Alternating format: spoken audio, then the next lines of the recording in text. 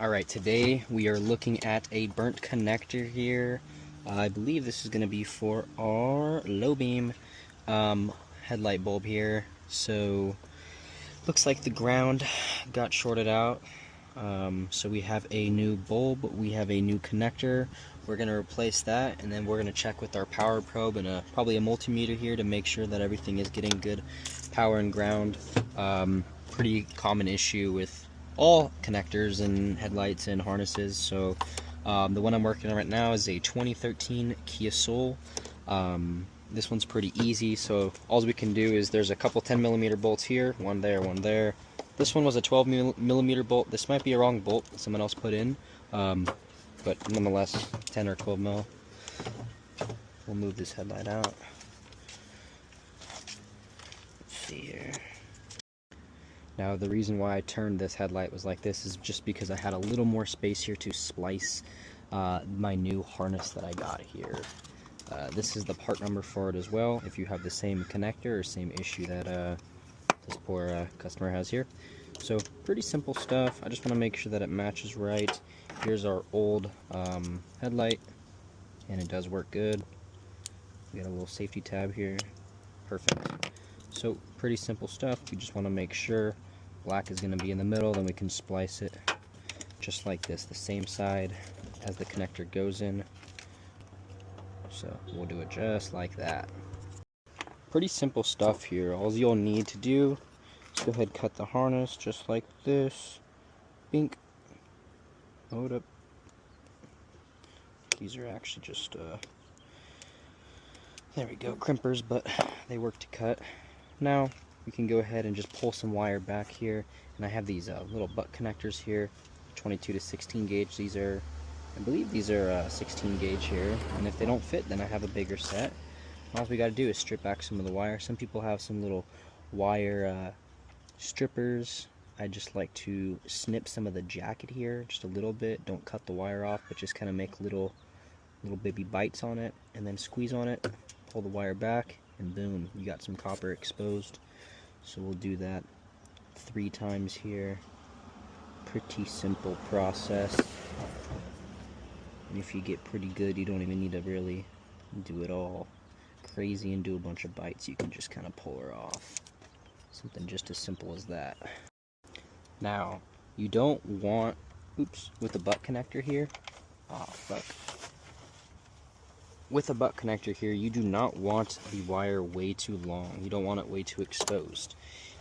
If you look here at the connector, the metal here on the inside of the outside of the inside of the insulation, there's like a little point right there. It's halfway. You want the wire perfectly that length, and that's the way that this wire was given to me, and that's pretty much about the same that I had these wires.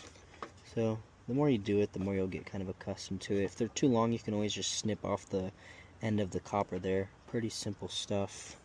You know, I'm pretty forgetful, so I left my connector right there, and then we'll know what to splice.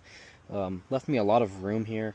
I'm just going to leave it just like this. I'm not going to snip it anymore, just in case she has another issue. We can always reuse this harness. We don't need to buy or reuse this connector. We don't need to buy another one. So once we have these little booty connectors here, just kind of crimp down on here, then we'll just do the same thing on these. Connector right there to kind of line it up. Simple as this. Alright, now because these nice butt connectors here are heat shrinks, go ahead and grab a little heat gun here. If you have it, you can also use a blow dryer. There we go. Mine's set to 550. It's fine. Now all you want to do is just apply heat. You don't want to do it way too close, but you want to do around the whole connector here, the whole little splice. And it will take a little time, but nothing too crazy. And this prevents water from getting in there, a bunch of dirt, debris. And as it heats up, it shrinks our ends here. You can see here it gets nice and small and shrinks up. And if it gives you a little issue, you can just tap it. There we go. Do the other side.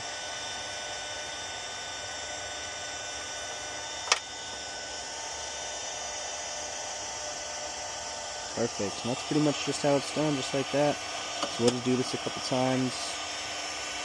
Nothing too crazy here. Alright, now that our wires are nice and burning hot but connected together, my heat gun died before I can get this third one, so I'm charging it up right now, then I'll do the last one here. But that's pretty much it. Now you can grab whatever you decided to splice today, test it. For me, mine's just a little bulb here, so we'll test that right now. It's a miracle. Works good, bright as fuck. Nothing much else to do here. We have a bulb that works now.